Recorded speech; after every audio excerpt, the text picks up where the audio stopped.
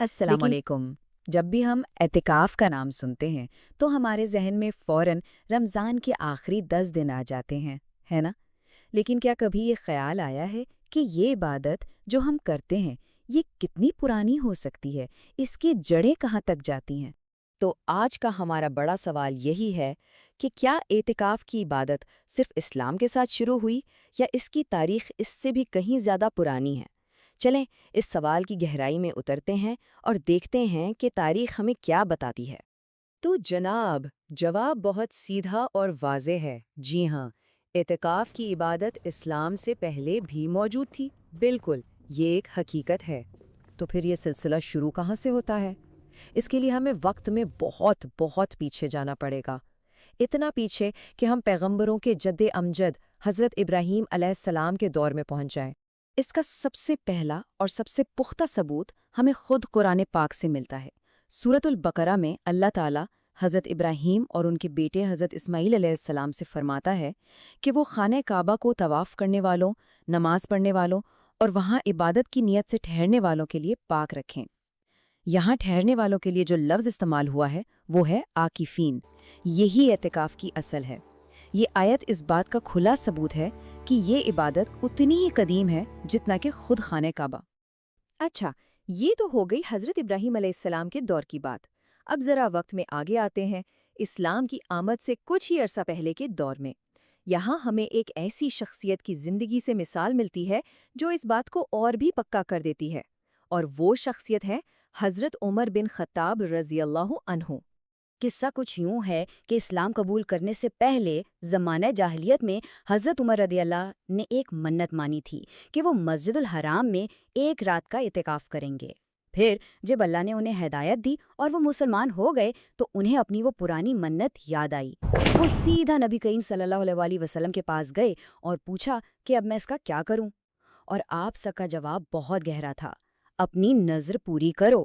یہ جواب اس بات کی تصدیق ہے کہ اعتکاف اسلام سے پہلے بھی ایک جانی پہچانی اور قابل قبول عبادت تھی۔ اور یہ بات ذہن میں رہے کہ یہ کوئی سنی سنائی کہانی نہیں ہے، یہ واقعہ حدیث کی سب سے معتبر کتابوں میں سے ایک یعنی صحیح بخاری میں باقاعدہ طور پہ درج ہے۔ تو اب تک کی گفتگو سے جو سب سے اہم نقطہ سامنے آتا ہے وہ یہ ہے: اسلام نے اعتکاف کو ایجاد نہیں کیا، بلکہ اللہ کے لیے خود کو وقف کرنے کی یہ جو قدیم روایت چلی آ رہی تھی، اسلام نے اسے اپنایا، اسے ایک مکمل اور منظم شکل دی اور اسے ایک باقاعدہ عبادت کا درجہ دیا۔ تو پھر بدلا کیا؟ فرق کیا آیا؟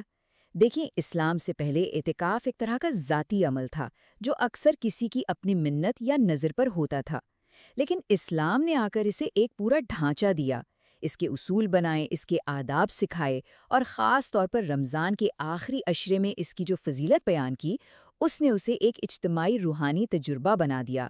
یہ ساری تاریخی بات چیت ہمیں آج کے دور تک لے آتی ہے۔ اب جب ہم نے اس کی قدیم جڑوں کو سمجھ لیا ہے تو آئیے دیکھتے ہیں کہ آج کی اس تیز رفتار دنیا میں ہم مسلمانوں کے لیے اعتکاف کی کیا اہمیت ہے اور کیوں ہے۔ تو آج کے دور میں اعتکاف کا مطلب کیا ہے؟ آپ اسے ایک طرح کا روحانی ریچارج سمجھ لیں۔ یہ کچھ دنوں کے لیے مسجد میں دنیا سے بالکل کٹ کر بیٹھ جانے کا نام ہے، تاکہ انسان کا تعلق خالصتاً اپنے رب سے جڑ جائے، اپنوں روحانی بیٹری کو فل چارج کرنے کا ایک بہترین موقع۔ اور اس روحانی خلوت کے دوران ہوتا کیا ہے؟ نمازیں، قرآن کی تلاوت، اللہ کا ذکر، دعائیں، یہ سب وہ کام ہیں جو ہمیں دنیا کے شور و غل سے نکال کر اپنے اندر کی خاموشی اور اپنے رب کی قربت کا ایک گہرا احساس دلاتے ہیں۔ مقصد صرف ایک ہی ہوتا ہے: اللہ کے ساتھ ایک مضبوط اور ذاتی تعلق بنانا۔ اس لیے جب کوئی شخص اعتکاف میں بیٹھتا ہے تو وہ صرف ایک رسم ادا نہیں کر رہا ہوتا، وہ دراصل عبادت کی ایک ایسی لڑی کا حصہ بن رہا ہوتا ہے جو ہزاروں سال پرانی ہے، جو آج کے اس لمحے کو سیدھا حضرت ابراہیم علیہ السلام کے زمانے سے جوڑ دیتی ہے۔ اور یہیں پر ہم غور و فکر کے لیے ایک سوال پر رکتے ہیں۔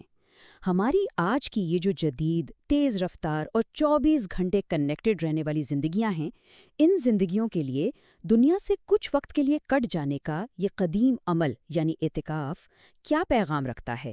اس میں ہمارے لیے کیا سبق چھپا ہے؟